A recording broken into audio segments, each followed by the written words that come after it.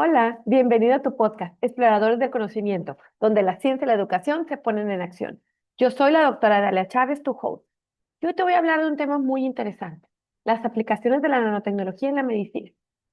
La medicina del siglo XXI ya se está redefiniendo gracias a una disciplina capaz de manipular la materia a nivel atómico, que es la nanotecnología. Ya habíamos hablado en un capítulo previo de ella. A escalas menores que una célula o una bacteria, los científicos ya están diseñando materiales que pueden liberar medicamentos en forma controlada, identificar células cancerígenas o reparar tejidos dañados. Y hoy exploraremos las diferentes aplicaciones que está teniendo la nanotecnología actualmente en la medicina y lo que nos espera en un futuro. Quédate porque va a estar muy interesante. Primero, vamos a ver qué es la nanomedicina. Bueno, básicamente es la aplicación de la nanotecnología al estudio y tratamiento de enfermedades. Su principio básico es simple. Si controlamos los materiales a una escala entre 1 y 100 nanómetros, podemos modificar sus propiedades físicas, químicas y biológicas para interactuar con el cuerpo de formas que antes resultaban imposibles. Por ejemplo, una nanopartícula puede ser diseñada para transformar un fármaco directamente hasta el interior de una célula tumoral o emitir una luz que permita visualizar tejidos en un microscopio de alta resolución y quizás puede identificar células cancerígenas. Pero ¿cómo se construyen estos materiales y qué es lo que los hace tan especiales? Bueno, una de las primeras aplicaciones de la nanotecnología fue la creación de sistemas de liberación controlada de fármacos.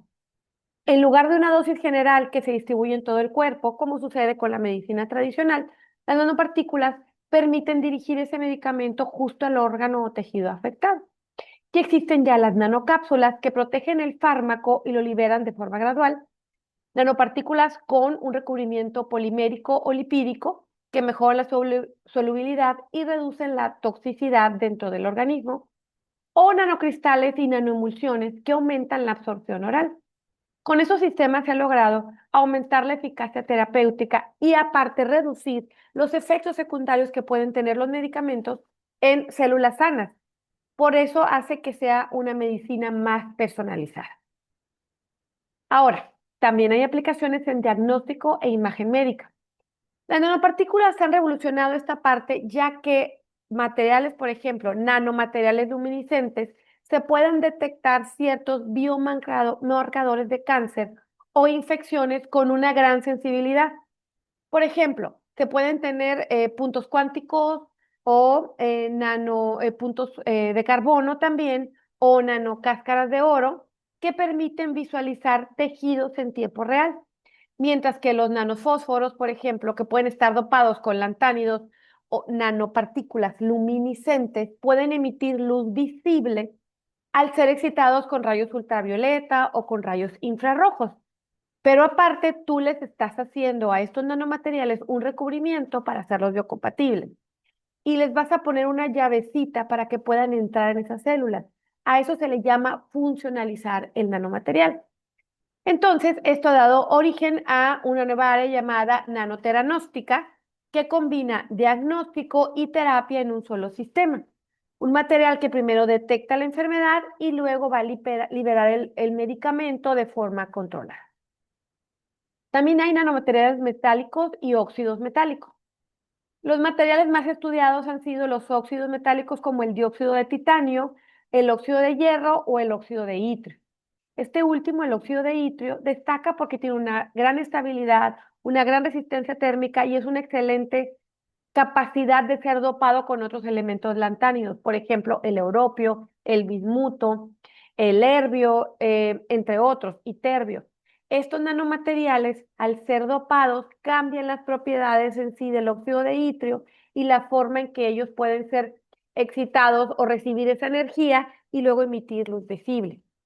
Esta combinación genera materiales que le llaman nanofósforos, que emiten una luz intensa que puede ser roja, verde, azul, dependiendo el material con el que es dopado. Y pueden ser excitados con luces ultravioletas o con infrarroja. Y los convierte en candidatos ideales para lo que es la bioimagen y detección de células cancerígenas. También está la investigación sobre nanofósforos biocompatibles. Por ejemplo, a mí me tocó trabajar en esta investigación. Yo trabajaba en CETIS Universidad y también colaboraba con científicos del Centro de Nanociencias y Nanotecnología del UNAM, que se encuentran en Ensenada, Baja California, en México. Y ahí sintetizamos nanopartículas de óxido de itrio dopado con europio, con bismuto, con nerbio o con iterio. Esas nanopartículas utilizábamos algunos métodos de síntesis llamados sol-gel o síntesis por combustión. Son métodos de síntesis muy específicos para hacer cierta cantidad de nanopartículas de forma que te queden lo más esféricas posibles, esforoidales. Las nanopartículas presentaban una estructura cúbica de forma esferoidal y tenían tamaños menores a 100 nanómetros. Fueron funcionalizados, eso quiere decir que les pusimos un recubrimiento de sílica, el cual dentro del organismo resulta ser inerte, es biocompatible, y se funcionalizaban con grupos amino y de ácido fólico. Estos grupos hacían que entonces, a la hora de empatarse con una célula cancerígena, ya tenían esa llavecita que decía la célula de cáncer, ah, ok, ese tiene la llave, es mi amigo, lo voy a dejar que entre a mí. Pero resulta que la célula cancerígena no sabía que estábamos usándolas para detectarlas. Ya dentro de las células le dábamos a esas nanopartículas que ya estaban dentro una luz infrarroja y dependiendo el tipo de nanopartículas de bismuto eran con ultravioleta, entonces eran excitados y emitían en luz visible. Entonces, ¿tú qué veías? Veías una célula con muchos brillitos y muchos puntitos de luz y te estaban diciendo que esas células eran cancerígenas. Si tú lo probabas con células sanas que no tenían esas llavecitas así crecidas de forma grande, las nanopartículas no penetraban. Eso quiere decir que las que no tenían esos brillitos no eran células cancerígenas. Esto nos permitió poder ver e identificar células de cáncer muy específicas. Entonces, a estos marcadores ópticos básicamente podían hacer que penetraran en las células cancerígenas y que no dañaran las células sanas. Y este es un ejemplo de investigaciones que se han hecho. Ahora, también hay muchas evaluaciones nanotoxicológicas actualmente, ya que tienes que revisar que las nanopartículas no dañen las demás células o que no dañen tejidos. Y hay muchos ensayos de toxicidad. Hay un ensayo muy común de citotoxicidad llamado el MTT. Hay ensayos de hemocompatibilidad. Hay otros ensayos en los que se mide la producción de especies reactivas de oxígeno, el ROS, ensayos que hacen evaluación genotóxica mediante COMET-6, que le llaman, o también ensayos que te pueden medir la respuesta inflamatoria en macrófagos. Son diferentes tipos de evaluaciones nanotoxicológicas que hablaremos después en otro episodio. Solo te las estoy mencionando, pero después las explicaré más a detalle. Pero muchas de esas investigaciones, ¿qué es lo que te dan? Y te pueden decir que las células no estaban muriendo, que había una viabilidad celular. Se notó que no había rompimiento en membranas celulares, que no hubo daño genético o inflamación en las células inducidas, y esto da como ejemplo de que puede haber muchas nanopartículas que pueden ser seguras para utilizar en el cuerpo humano. Ahora, estas son fases primarias de investigación, porque las fases se tienen que ir escalando hasta llegar a fase clínica en humano. Pero estos son grandes avances que ya existen y hay muchísima investigación científica al respecto. Si yo te puedo hablar que hace 15 años esas investigaciones estaban como incipientes, ahora hay una investigación muy grande actualmente con respecto a eso. Y en pocos años ya tendremos unas aplicaciones muy reales. Ahora, es importante que la nanotecnología médica está enfrentando retos éticos y de seguridad, porque es una ciencia de frontera que está rompiendo paradigmas. Se tiene que medir muy bien la toxicidad de estos nanomateriales, porque va a depender de muchos factores, de su tamaño, de la carga superficial que tenga el nanomaterial, de la forma del material, la dosis y la vía de administración. Entonces, la nanotecnología es una rama esencial que va a estudiar cómo interactúan las nanopartículas con estos sistemas biológicos. Y hay biotecnólogos especializados que básicamente se dedican a solo estudiar la nanotecnología de nanomateriales. Entonces, es importante que este comportamiento se evalúe, porque antes de que estos medicamentos sean liberados en el organismo o que sean usados en humanos, tienen que ser probados previamente en ensayos. Entonces, bueno, como conclusión, ¿qué te puedo decir? Este es un campo muy amplio y hay muchísimo de lo que se puede hablar. Solo te estoy dando ejemplos de algunas aplicaciones de la nanotecnología y podemos después hablar más a detalle. Pero básicamente está cambiando la forma en la que estamos entendiendo la medicina.